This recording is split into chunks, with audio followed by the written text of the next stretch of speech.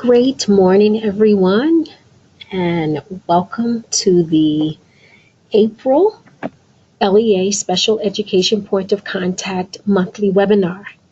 We will begin momentarily as we are going to allow others to join the webinar. So again, we will be starting momentarily. Thank you.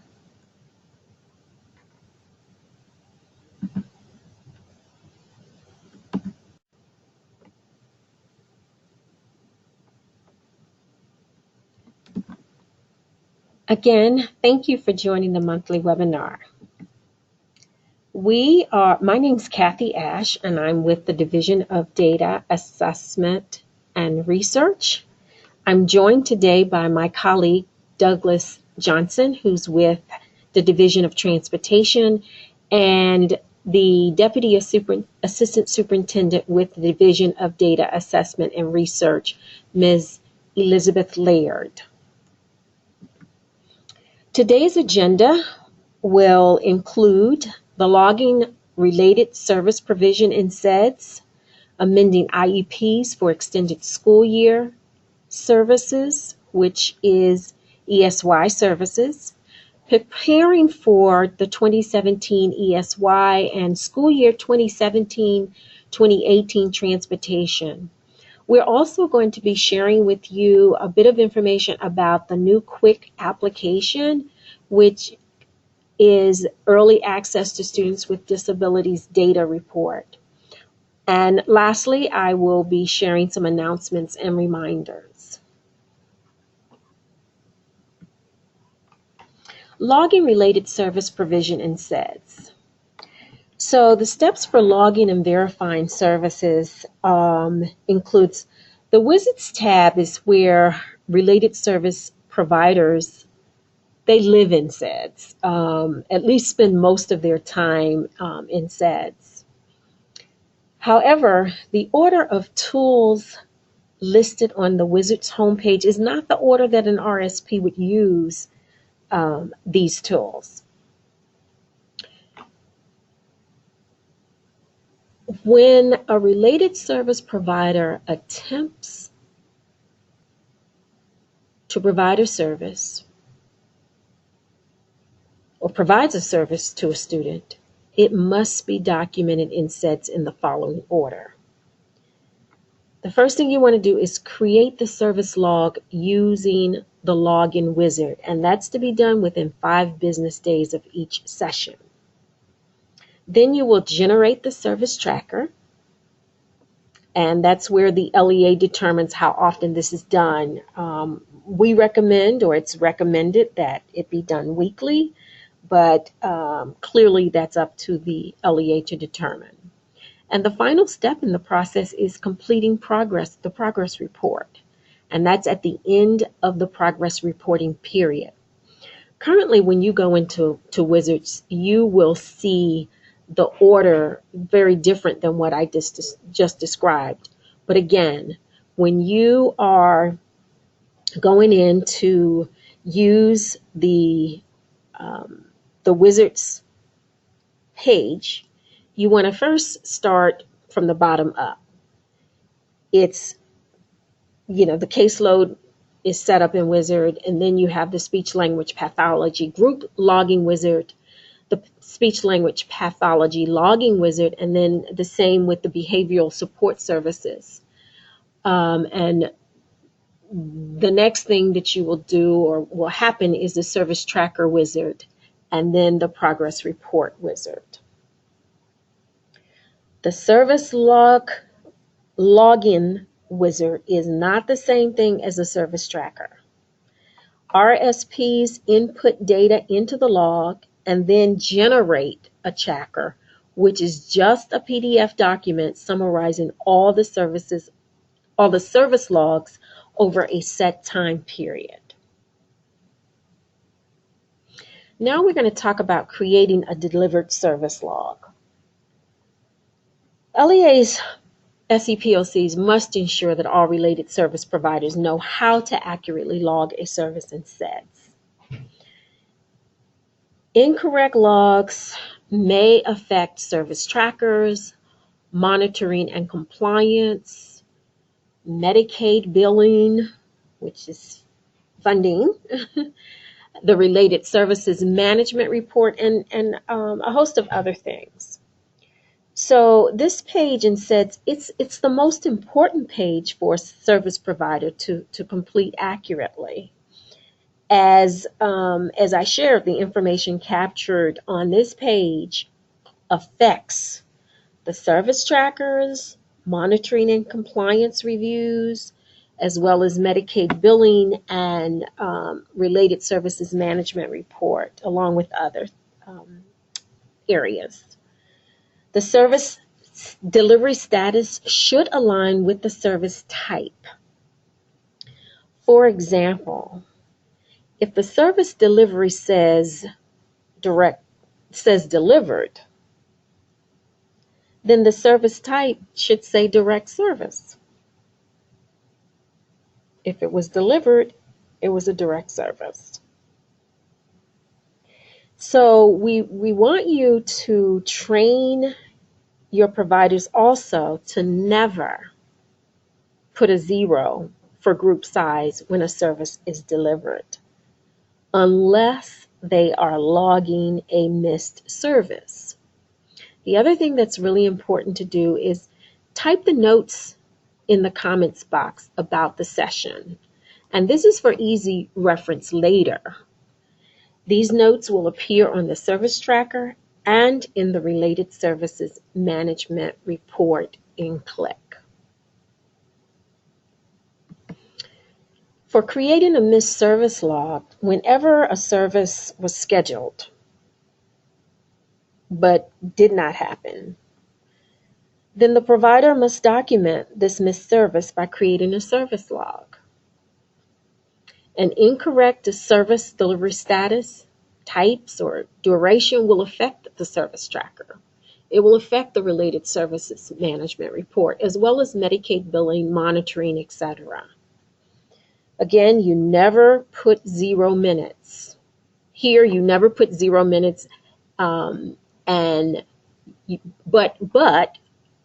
on this page, if it's a missed service, then you will always put 0, because if it's a missed service, the group size is 0.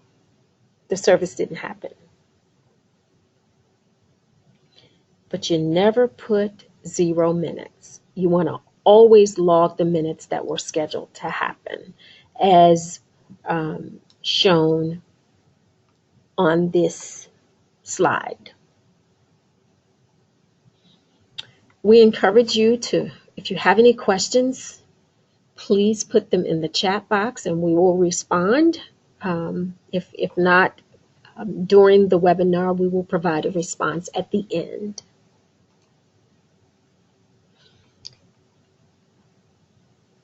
Once again, the service delivery status must align with the service type. For example, if the delivery status is attempted, then the service type should say either student absent or student unavailable. If the provider was unavailable, then you select not attempted for delivery status and provider unavailable for service type. Again, select 0 for group size. And on this page as well, you want to always type notes in the comment box about why, in this case, the session was missed. This will be a very helpful reference later when determining if a session needs to be made up. Also, as with the previous slide, when you're creating a delivered service log, these comments will appear on the generated service tracker and also on the related services management report.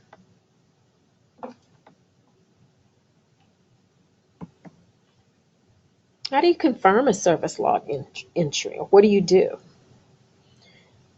Before finalizing a service log, a provider has one more chance to make sure they put in the correct information. This screen shows how SEDS will ask for confirmation that the log is correct, as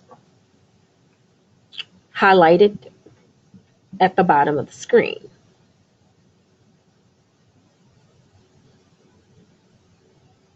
Once the green button, yes, here, log this service, is selected, the log is permanent. And the only way to fix any errors is for the provider to request that the LEA, Esy POC, delete the erroneous service log and create a new log. Again, once the service log is saved, the provider has one more chance to verify that its contents are correct prior to final submission. If an incorrect log is submitted, the provider must ask you, as the LEA Special Education Point of Contact, to delete the incorrect log as soon as possible, and then create the correct log to replace the one that was logged incorrectly.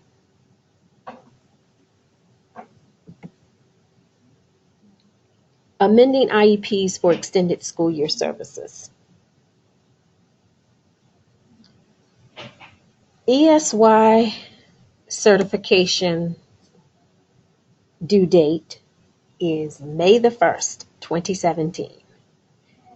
You will hear us referencing two due dates in particular, May 1st, 2017, and June the 5th, 2017. So an LEA, how do you know when an LEA has completed ESY certification? There are a few ways. The transportation requests for all students requiring ESY services have been submitted in tote. The student demographics, eligibility, and ESY location information is confirmed in tote. The ESY calendar and bell times are updated and accurate in tote. And for starters, the student level decisions on ESY eligibility status, goals and services, and transportation are updated and accurate in SEDS as part of a finalized current IEP. If it's not accurate, then you wanted to make sure that you amend the IEP prior to the deadline. Again, the deadline for ESY certification is Monday, May 1st, 2017. ESY and Transportation Roster Report. This report displays students who are eligible for transportation services or extended school year services, and that's based on the current IEP. It assists LEA Esy POCs in quickly viewing the current ESY status of all students. So the LEA Esy POCs can run a report in SLED to show a complete list of all students with a yes on the IEP for ESY and a yes or no for ESY transportation. This can assist the school in quickly identifying any last-minute IEP amendments that may be needed to change the ESY status or transportation status. Again, this report displays students who are eligible for transportation services or extended school year services based on the student's current IEP in SEDS. Changes to student ESY status. On May the 1st, all IEPs should reflect the correct ESY status. If a student has yes for ESY on his or her IEP, you must determine which goals, specialized instruction, and related services are essential for ESY. The student should not just be assigned all of the same services and goals that he or she had during the regular school year. Rather, only those goals and services that focus in on the essential skills needed in order to not regress. So if the student is ESY eligible, The IEP must denote ESY appropriate goals and services. These goals and services can be updated if needed based on current data via the IEP amendment process.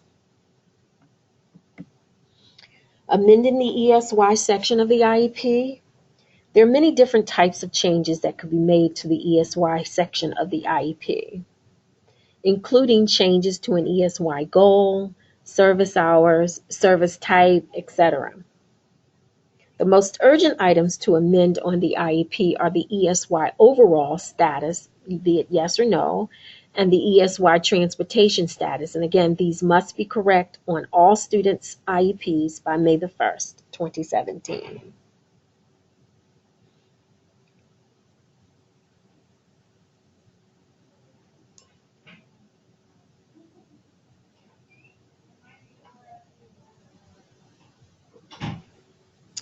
Again, we ask that you put your questions in the chat box and we will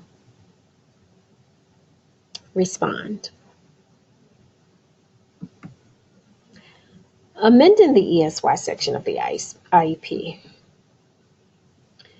When amending an IEP, you can either hold an IEP meeting or you can amend the IEP through a documented written agreement with the parent in lieu of having a meeting. Again, IEP amendments for ESY-related changes can be done without holding a meeting via the documented written agreement modality. However, if the parent requests a meeting, the IEP team must convene. They must hold one. And we encourage you to refer to the Esy IEP amendment policy dated January 27, 2014 on page 3. You would go to the esy.dc.gov website to access this policy. And you have a copy of the presentation, so you can copy the URL and pull up the website. Or just go to esy.dc.gov and in the search bar you can type Esy IEP amendment policy.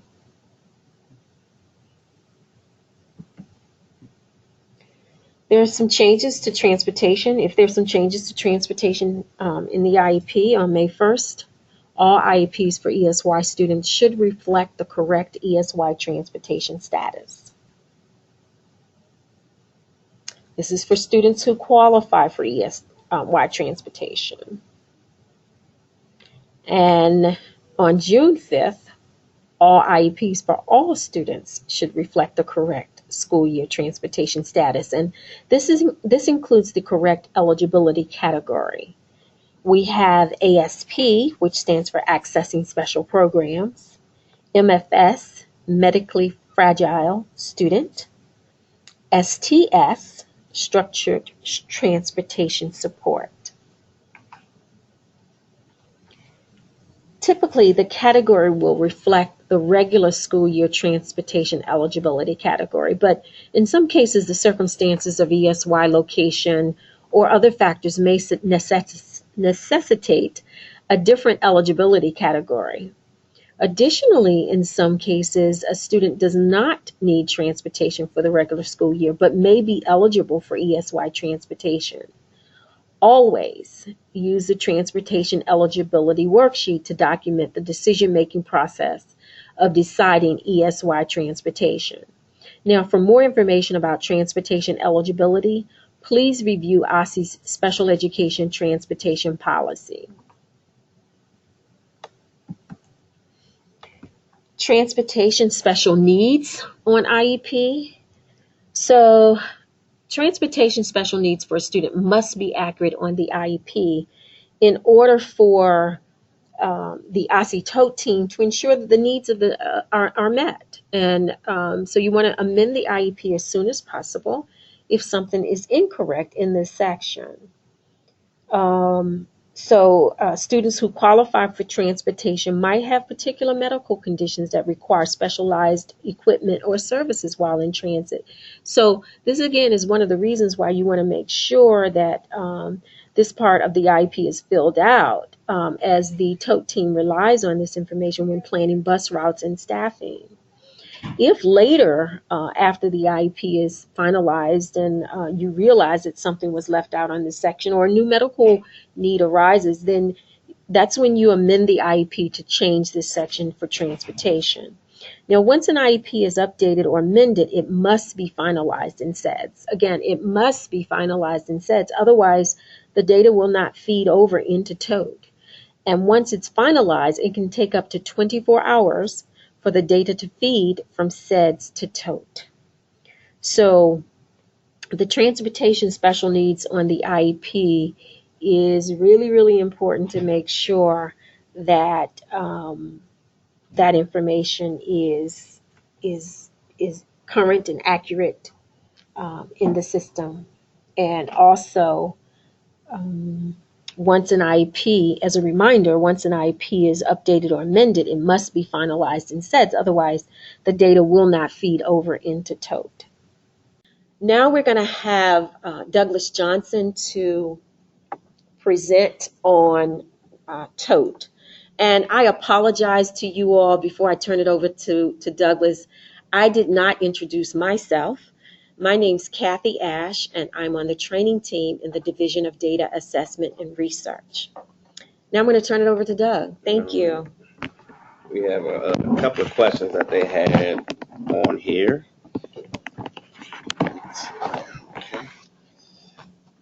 Jenna had one that I want to address. If you don't have any students that require transportation, then it's not a huge issue for you guys for when it comes to certification, because most of the time in TOTE, those students are marked as they may have access to that, but it'll be marked as not using transportation, or they may be using public transportation to get to school. So that's not a huge issue for you if you don't have any students that have transportation. So anyway, let's move on. This is the best time of the year for us. Is getting students ready for ESY transportation and next year's school's transportation as well. Everyone knows what TOTE is. We are the transportation online tool that helps streamline all the transportation for students, whether it's to school or, to and from school, or just, home as well. So that's what we're here for. Every evening we have our information that comes from SEDS on the students that is transferred into TOTE. So when we speak about finalizing IEPs, just make sure all the information is correct in there, because that information helps drive the information in TOTE for your student. So May the 1st is the date for ESY certification, but right now we are concurrently doing it for SY 17, 18 as well. So if you know your students that will need transportation for the next school year, make sure you put that information in as well.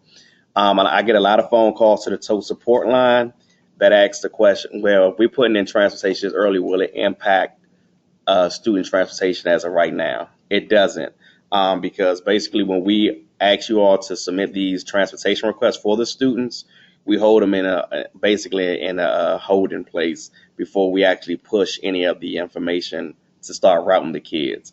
We like to get the information early, so it can help us with routing and also helping us know what resources that we may need for ESY and next year. So certification, these are the 4 steps that that normally take place with certification. Student level decisions on ESY eligibility status, goals and services, and transportation are updated and accurate in SEDS as part of a finalized current IEP.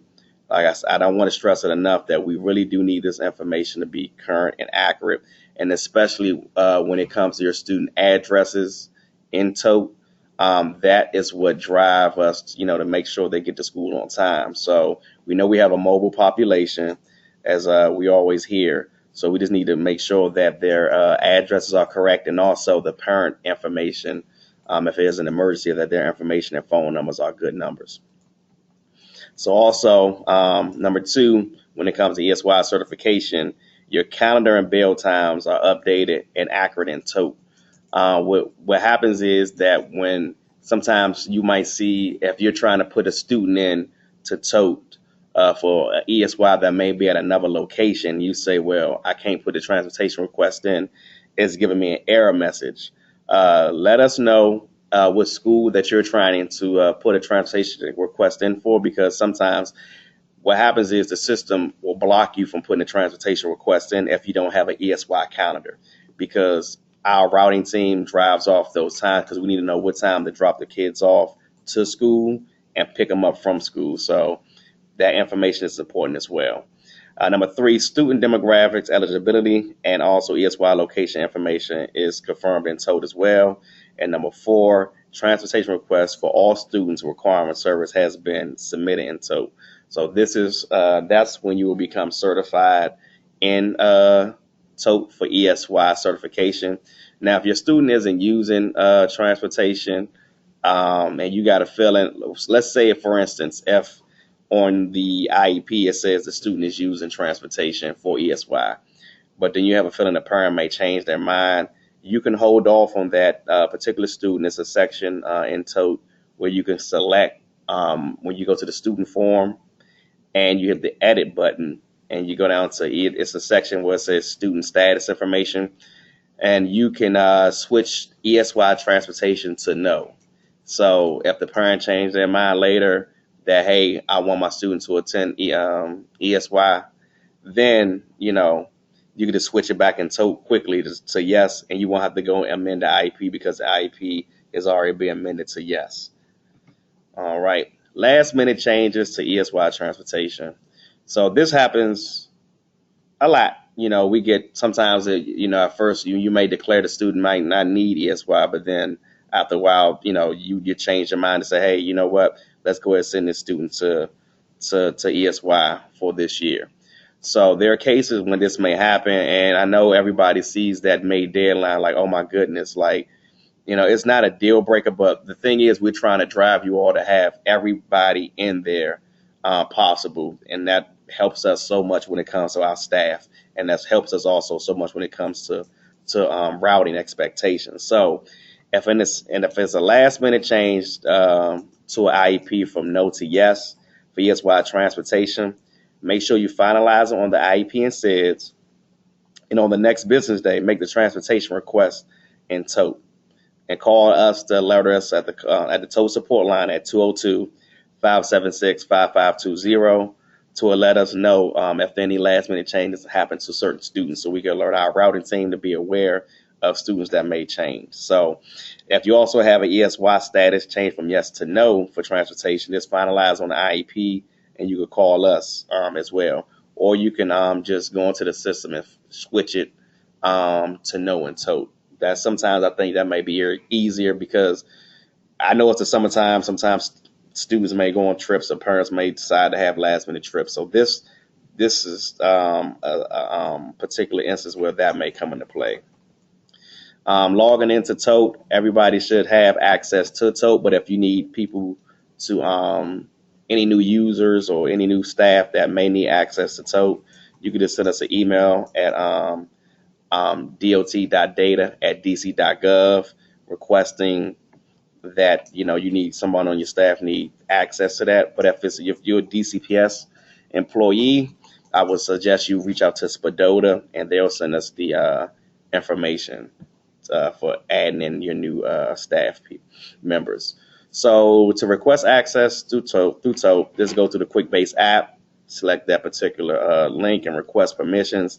The email will come to us with all the information that we'll add. That you'll receive a welcome email from our team. New users must log in with QuickBase, use your Aussie TOTE username, and which will be your email address, and then you can register through that way and create your own password. And when you log on, this is a log on landing page that you all will see, because most of y'all will be either LEA admin or DCPS admin, or to that extent. And these are all the different tabs you would normally see when you want to contact us in the email and the LEAs, the schools, school contact, student information, and anything related to students here. So the user role in TOTE will determine the dashboard views and the functionality that you'll see. So if you're a non-pub, or if you're a non-pub member or that's on the line, only thing that you all could basically do is just add the calendar information in the system. I would suggest that you reach out to your DCPS liaison to make sure that they're getting your students' transportation requests submitted, so you won't, miss the May 1st deadline for ESY.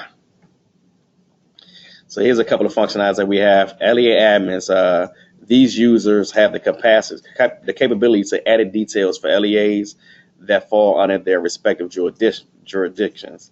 The users also can view the ESY certification status for all children by the category and LEA. So you can see all the students that's under your particular LEA and see if they need the transportation or not.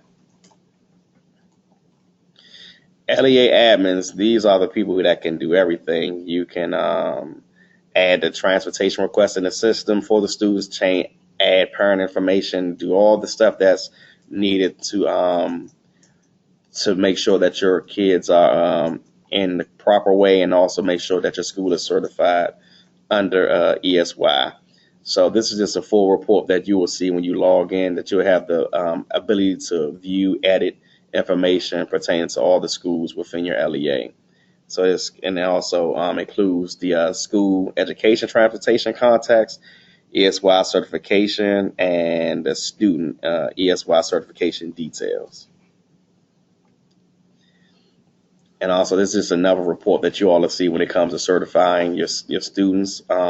When it comes to the full report, this is a ESY full report of all the students' information.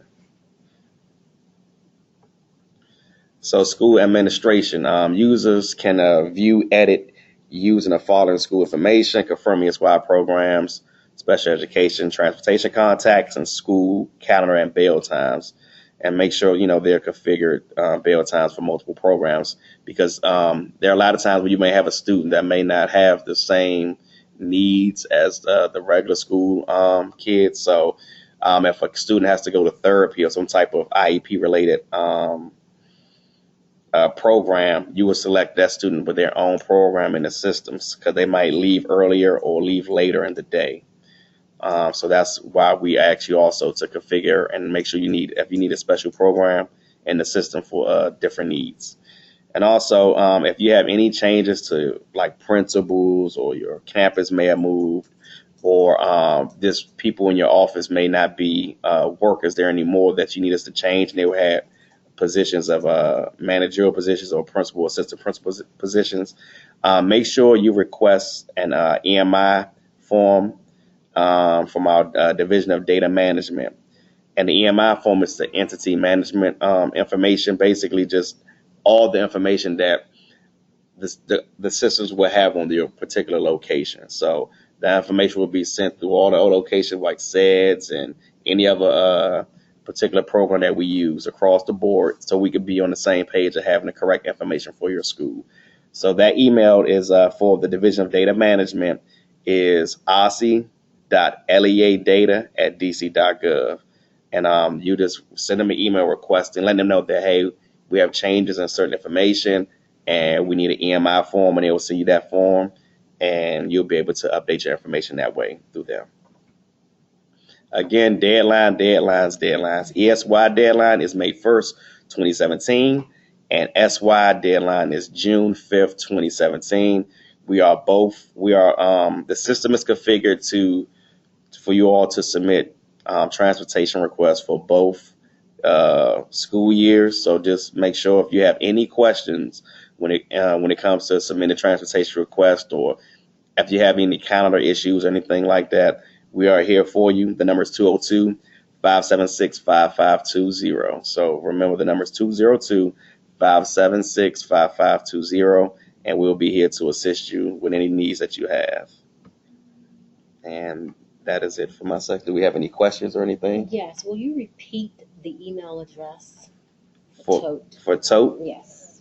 If you need any if you want to ask any questions for us and send it directly to us, because it's different systems that we have. But I would just say email dot.data@dc.gov.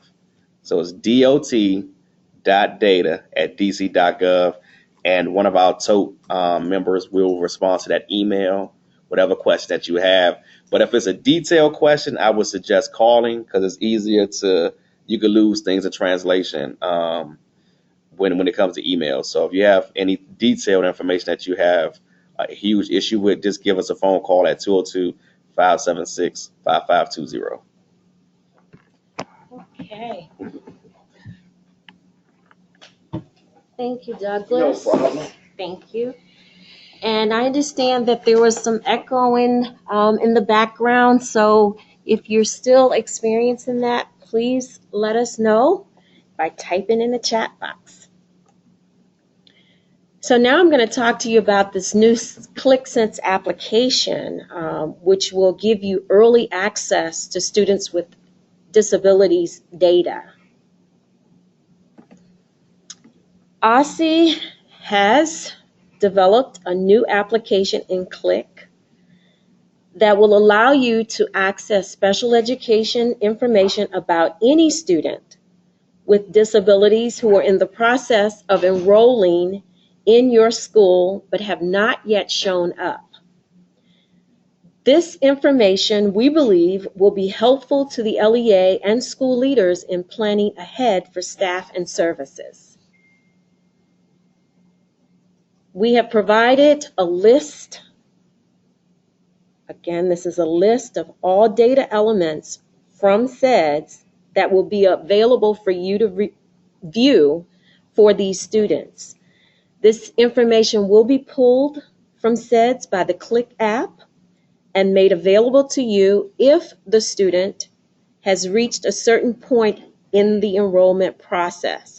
As you know, there are several stages in the enrollment process, and this is even though you're not able to see the records directly in SEDS yet.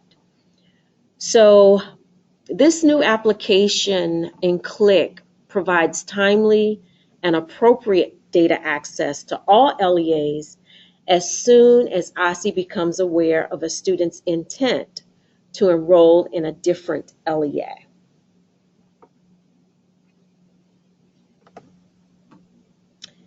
So by the end of next week, we're expecting the release of the application, and it's going to be happening between May 1st to May 5th, but certainly by the end of next week, which is May 5th, I believe, it is expected, we are expecting to release this application to you. And the following week, as well as the week after, Esy will be providing training to data managers and special education points of contact on May the 9th and May the 17th, respectively. So registration details will be provided in the LEA Look Forward, so please be on the lookout and read the Look Forward. As well, if you're not subscribed to the LEA Look Forward, please do so. For additional questions or comments about this application and this early access to student with disabilities data, please contact Elizabeth Laird. She can be reached at Elizabeth, ELIZABETH .Laird, LAIRD @dc.gov. The training again will be on May the 9th from 10 to 11:30 a.m. and we've provided the link for you to register. We will also be offering the training on May the 17th from 10 to 11, which is our regularly scheduled LEA Esy POC monthly webinar. This webinar, or the webinar on the 17th, will be strictly around the Click application and early access to students with disabilities data. The registration link for that training or webinar actually is the same as the one that you use for the monthly webinars. Now I have some announcements and reminders for you before we wrap up the April webinar. I can't believe May 1st is Monday, but it's here. So legislation passed in 2014 by the DC Council that states LEAs would be required to evaluate a student who may have a disability within 60 days from the date of parent-guardian consent for evaluation. Also, the IEP in effect after a student with a disability reaches age 14 shall include transition assessments and services rather than the current requirement, which is age 16. Those requirements will not go into effect for the 2017-18 school year. Instead, Esy is expecting them to be in effect by July 1st, 2018, and certainly prior to the 2018-2019 school year. For additional details on this and the next steps, including opportunities for funding to support planning for these changes, please view the full announcement in the April 12th LEA Look Forward newsletter. And you can find that on the Esy website as well. For questions about this update on special education laws, you want to send an email to Amy Mastera at amy.mastera, MAISTERRA, at dc.gov. And Amy is the Assistant Superintendent for the Division of Elementary, Secondary, and Specialized Education. Now, access to CLIC and the new RSMR.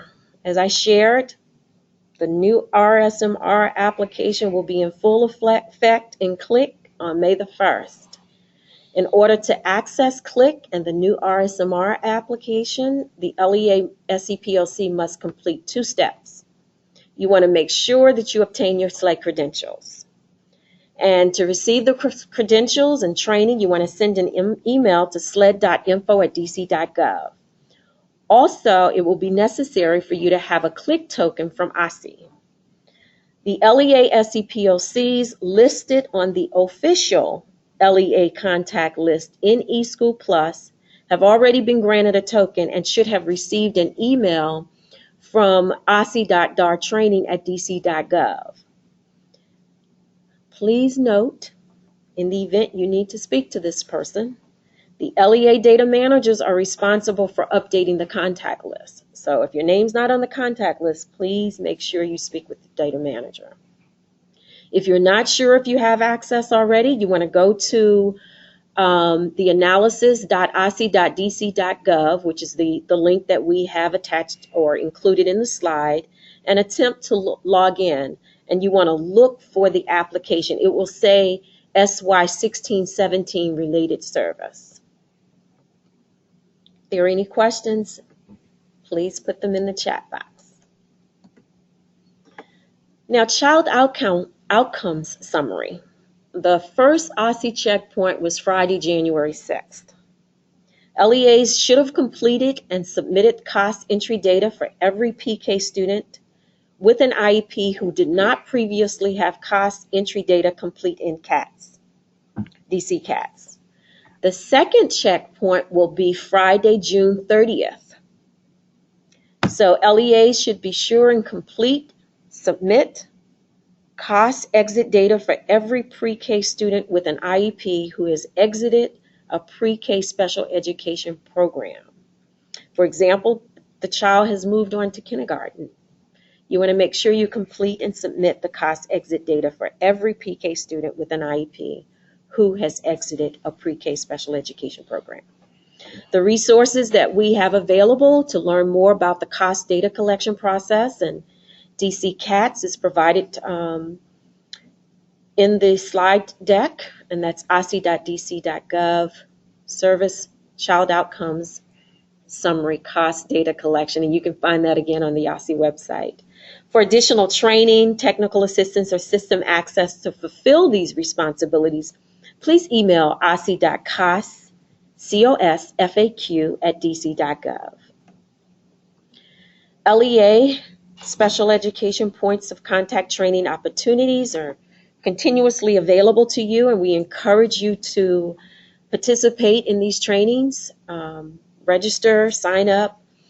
The next training is on the Unified Data Errors application. That's going to be a webinar on April the 28th from 1 to 2.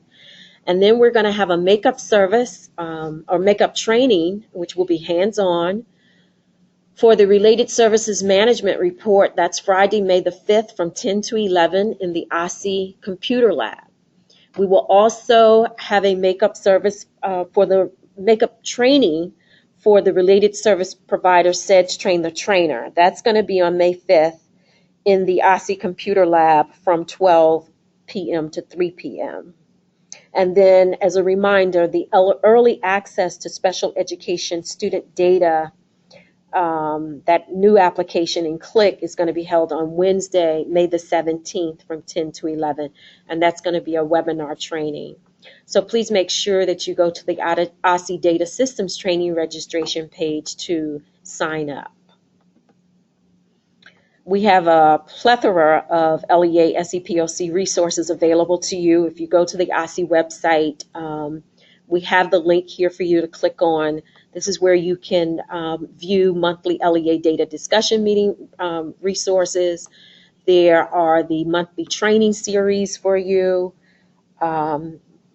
It's in video, and also the slide deck, as well as Next Generation. And like I said, a host of other resources, documents, and archive webinar trainings for the LEA Esy POCs.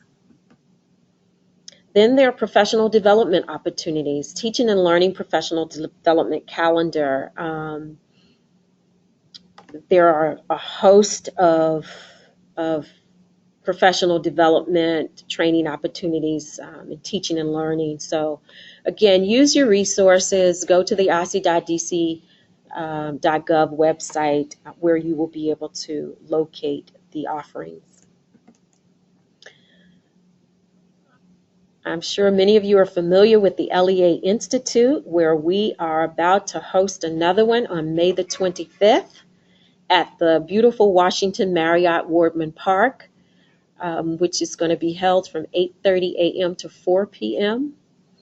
This institute is for you if you are an early childhood, K through 12, or an adult education professional serving students from pre-K 3 to age 22.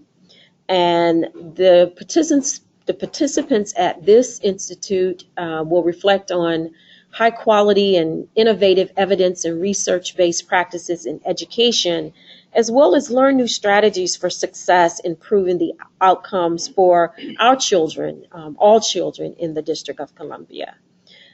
We've provided a registration link. We're expecting quite a few attendees, so we encourage you to go onto the site and register, sign up, and share it. Let folk know.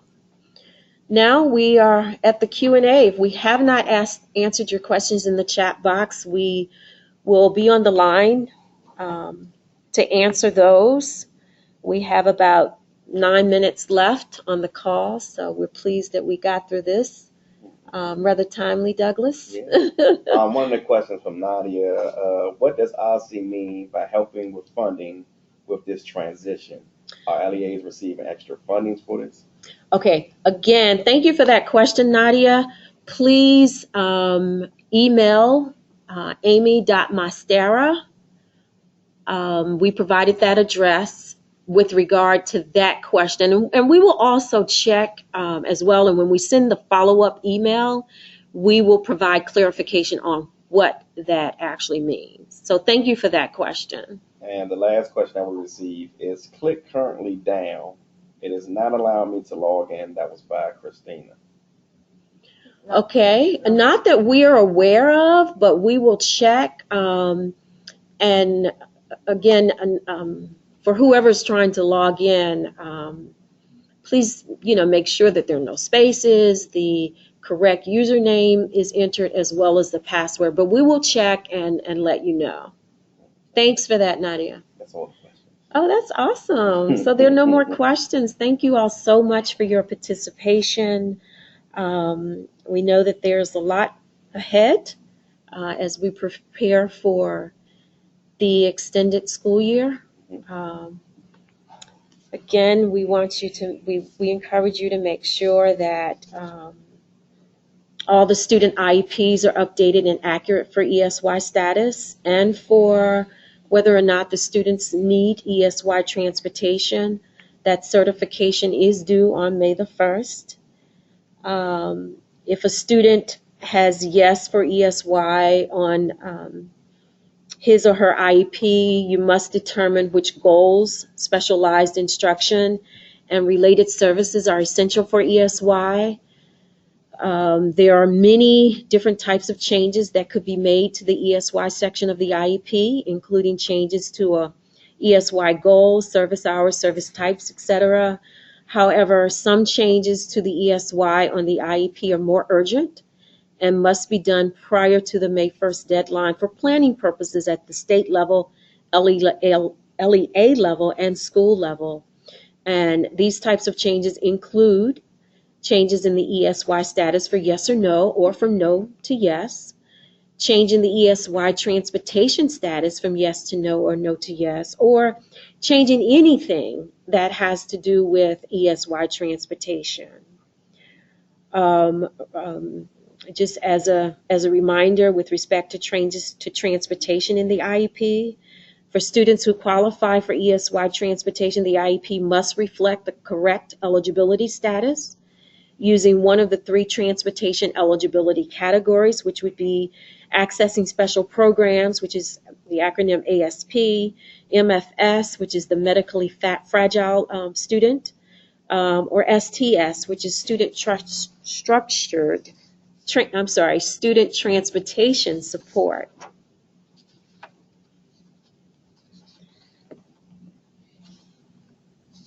So this ends our webinar, and if you have additional questions, please submit them in the Esy support tool, and we will have someone to respond, and we will also let you know about any thing with respect to click being down, but as I shared, we're not aware. Okay, so we just got information that it is up and running, so please try the username and password again to see if that works. If it still doesn't work, submit a ticket in the Esy support tool. Thank you so kindly. This concludes the webinar. We're giving you 5 minutes back. Thank you.